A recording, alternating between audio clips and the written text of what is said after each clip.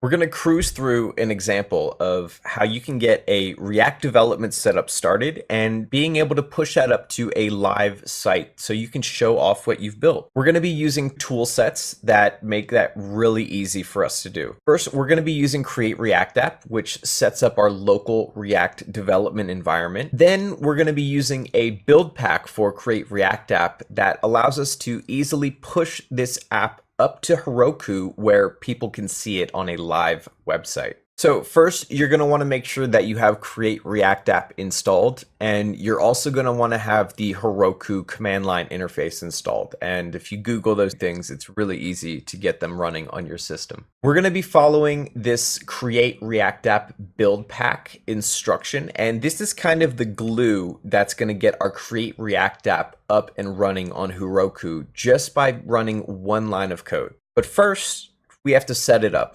which takes a couple of lines of code. What we want to do is create our Create-React-App project. And so since I have Create-React-App installed, I just do Create-React-App, and then I give it a name, Mr. PowerScripts. So this is going to be the name of my Create-React-App. It's going to take a little bit of time to set up because it's doing a lot of things for us. And so what Create-React-App uses in the background is this tooling called Webpack. And Webpack is really useful in taking all of your assets and combining them into a single or multiple files that then can be put into your website. Also, Create-React-App comes with a local development web server. So we can make changes to the code, and when we make those changes, it's automatically going to update the web browser so that we can see those latest changes. Our Create-React-App is ready. We can look and see that the folder has been created. And once we're inside this folder, we can see that it already has this application structure. So let's open this up in our editor here. So we can see on the left side, we have a package.json, which has a bunch of scripts. And these scripts are what we're going to use to start our development environment. But before we do that, we want to set this up so that we can push it up to Heroku. Going back to the Create-React-App build pack, this has the instructions that we want to follow so that we can prepare our application to push up to Heroku. Now we want to actually turn this into a Git project. Create-React-App does not start Git, so we're going to do git init, and now this is a Git repository, and so our application structure is going to be tracked. This command here is where we're going to be using the Heroku command line interface, and we're going to point it to the build pack that we are looking at right now. And it's going to use that build pack whenever we push our code to Heroku. And that build pack is going to know how to prepare and process our code to display it on Heroku. So we can see after running that code, it says it's creating Mr. PowerScripts on Heroku. It is setting the build pack, and it is all finished. We can move on to the next line. So these three lines here basically is adding the code to Git, saving the code as a commit, and then pushing the code up to Heroku. If we take a look at our Git remotes, which is pointers to remote repositories that Git can push its code to, the Heroku CLI has automatically added one called Heroku, and that is going to point to our repository on Heroku where our React app is going to be hosted. So when we run git push Heroku master, it's going to take the current state of our code and it's going to push it up to Heroku. Then the build pack is going to tell Heroku how it should build our application and set it up so that it can be displayed. So using Git to push the code to Heroku has finished, which means that now we should have a live version of our React application on Heroku. And we can see it by typing Heroku open while we're in the project folder. That's going to open up a web browser, and you can see that this is a live version of the application. It's mrpowerscripts.herokuapp.com. So now we have a live running React application, but we can't edit the application on Heroku.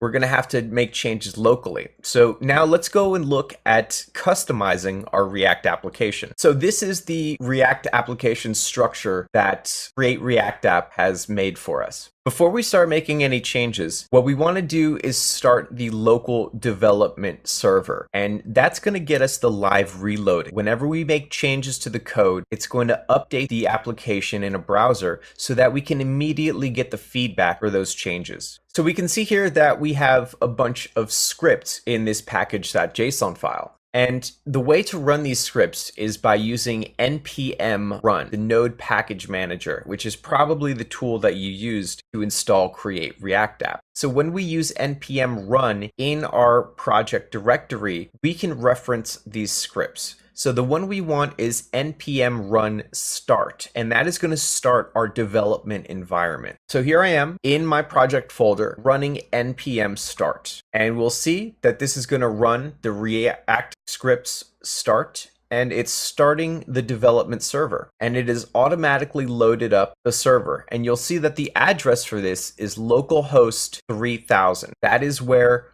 our application is being hosted on this local environment. So we can go in and we can change the files in our application now to do whatever we want. The project starts here in the source folder, and basically everything you're seeing on the screen here is living in this file called app.js. And this might be your first view of a React application. It looks just like an HTML file with some other things going on here. I'm not going to go into the details about React because this is just showing you how to get it set up and how to get it hosted on Heroku. But we'll do some customizations here. So through the magic of editing, I have completed the modifications to my application here. And so this is a React app. This is the whole app right here. Now, what does it do? Basically, when the application loads, it's going to go to Reddit and grab the JSON of the front page. And then we're going to take that and we're going to set it in the application state, which is kind of like the database for the application. And then we're going to display that on the page. So we're kind of making a Reddit clone. So if we go to the actual site here, that's in our development environment, we can see that it takes all of the data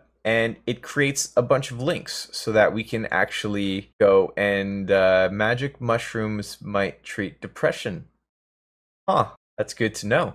So we can see that this is how our application works. And I'll show you the hot reloading, which is kind of the big thing. So we're going to style this a little bit. Let's say that we want to add a border to each one of the links. So let's put a padding of 10 pixels around each of them, and then let's just say border will be 1 pixel solid black. You can see that it doesn't have it now, but when I click save and we go back, it automatically reloads the page and shows us the changes. So I can refresh it now, and it's going to make a new request each time. Every time you refresh it, it clears out the state of the application. So you can see that this is making a live request. It's grabbing the data from Reddit, and then it's displaying it on our front end. But our live version of the site still has the old welcome to React. So let's go ahead and create a new commit of this code that we have here. We're going to turn off the development runner. We're going to do git commit AVM changes, and that is going to save all of our changes here. We changed 2 files, and then we're going to do git push Heroku master, and that's going to run through the whole build pack process again. This is what the build pack does for us. It's running a bunch of steps inside Heroku to get our application live. So the build pack has completed its work. We've pushed our code up to Heroku. So let's go back here to our live version and hit refresh.